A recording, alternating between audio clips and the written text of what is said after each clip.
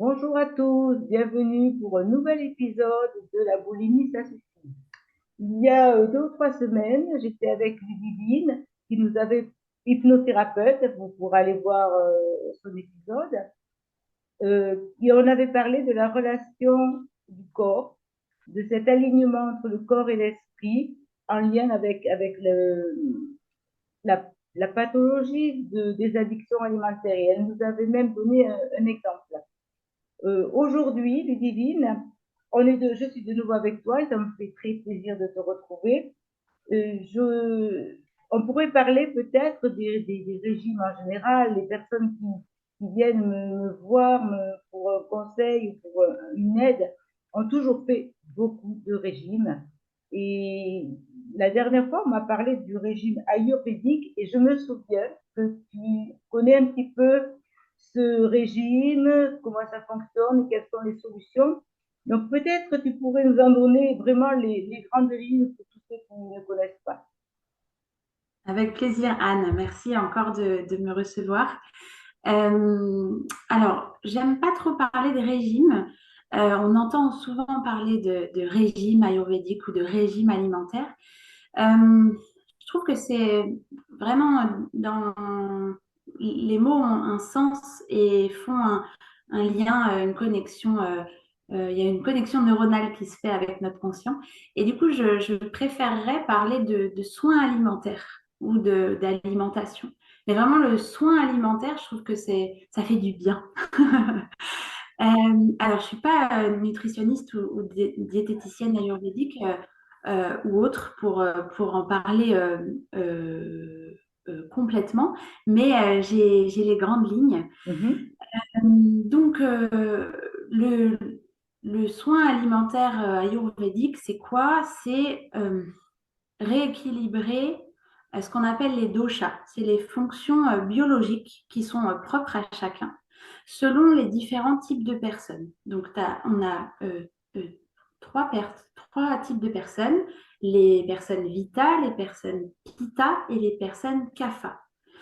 Et donc, ce soin alimentaire, ça vise à maintenir la santé euh, et l'utilisation de la nourriture comme remède pour le corps et pour l'esprit. Donc, les grands principes, ce serait donc manger, alors c'est bizarre, non, ça peut paraître bizarre, mais manger les fruits en dehors des repas ou 30 minutes avant. Parce que la plupart fermentent dans l'estomac quand ils sont consommés avec d'autres aliments. Et donc, ça empêche le processus de digestion et ça peut créer plusieurs troubles. Quand ils sont consommés tout seuls, ils sont digérés donc plus rapidement. Ça, c'est la première chose. Ensuite, il ne faut pas boire d'eau ou autre boisson froide ou glacée. Euh, voilà, il ne faut pas les boire froides ou glacées. C'est mieux de les consommer chaudes ou à température ambiante. Et donc, éviter de consommer des aliments qui sortent directement du réfrigérateur pour éviter de ralentir ce qu'on appelle le feu digestif. C'est la manière de digestion selon les types de personnes. Et donc, pour éviter donc, de ralentir la digestion et favoriser la production de mucus. Il faut éviter autant que possible de consommer les restes conservés au réfrigérateur. Éviter de les consommer au-delà de 24 à 36 heures après la cuisson. Et du moins, il faut éviter de les combiner au cours d'un même repas avec des aliments frais. Parce que leur composant chimique va développer une incompatibilité entre le frais et le pas frais qui perturberait la digestion. Ah, justement, ah, oui, il y a d'autres principes, pardon. Oui. Vas-y. Non, excuse-moi. Alors, il faut manger dans un environnement le plus calme possible, en se posant, même si c'est que 15 minutes. Et il faut mâcher correctement les aliments de façon à favoriser le processus digestif. Il ne faut pas manger en étant sous le coup d'une émotion forte, quand on a le ventre noué par exemple, ou quand on n'a pas faim. c'est OK. L'énergie du corps, à ce moment-là, il n'est pas disponible pour la digestion.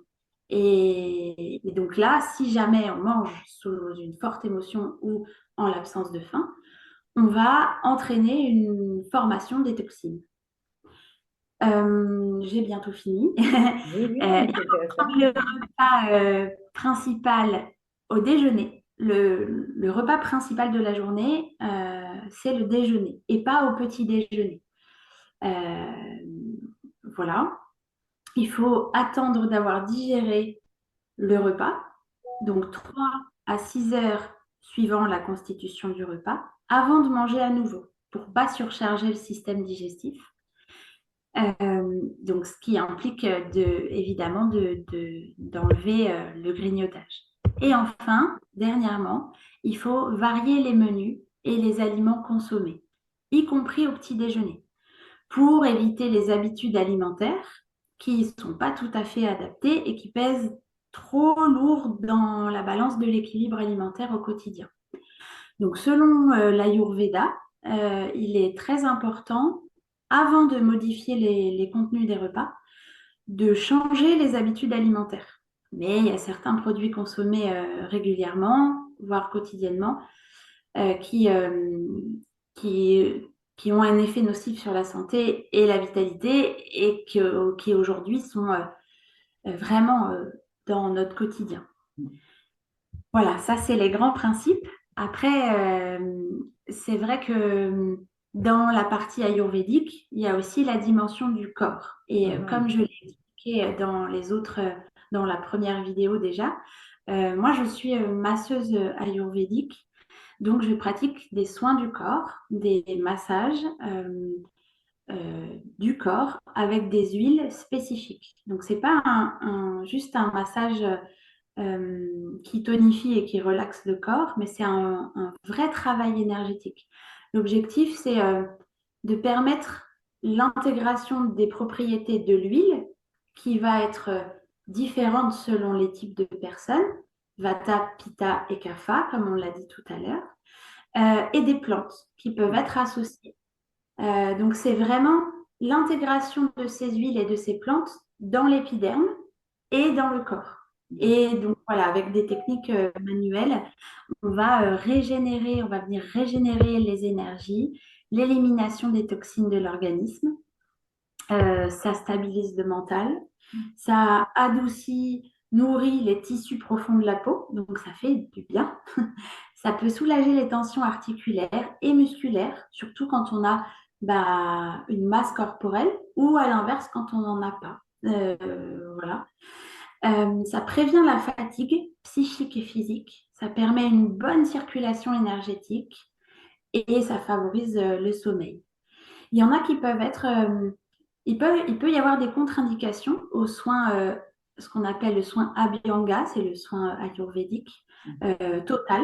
Et donc là, c'est possible d'effectuer le massage sur la tête ou sur les pieds uniquement, ou tête et pieds. Je parle notamment peut-être pour les gens qui ont des problèmes de varices ou des problèmes de diabète, des endroits du corps où on ne peut pas forcément aller toucher.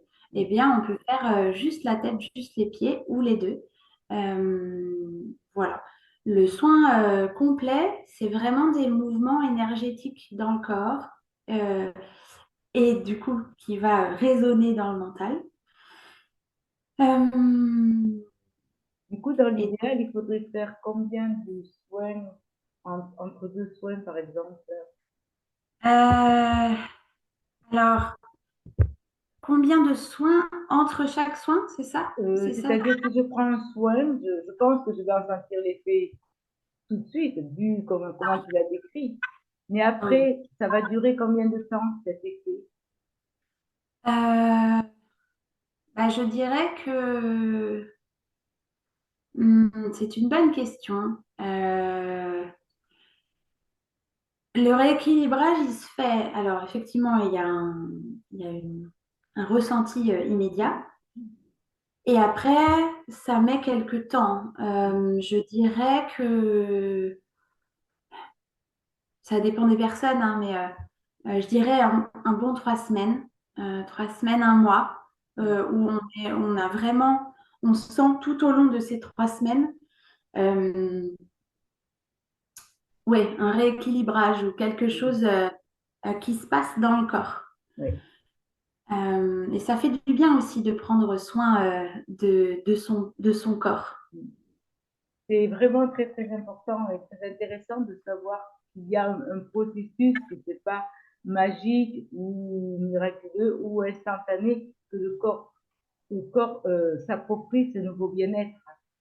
Oui, oui. Et parfois, ça favorise aussi le lien, bah, comme j'explique toujours, le lien avec l'esprit. Et oui, C'est-à-dire qu'une fois qu'on a apaisé les tensions, une fois qu'on a travaillé sur certaines zones énergétiques peut-être qui seraient coincées, euh, eh bien, on peut se dire, waouh, en fait, ça m'a fait du bien. Et regarde après ma séance comment mes épaules, elles sont différentes, comment je me sens plus droit, comment je me sens plus belle peut-être, ou oui, plus beau.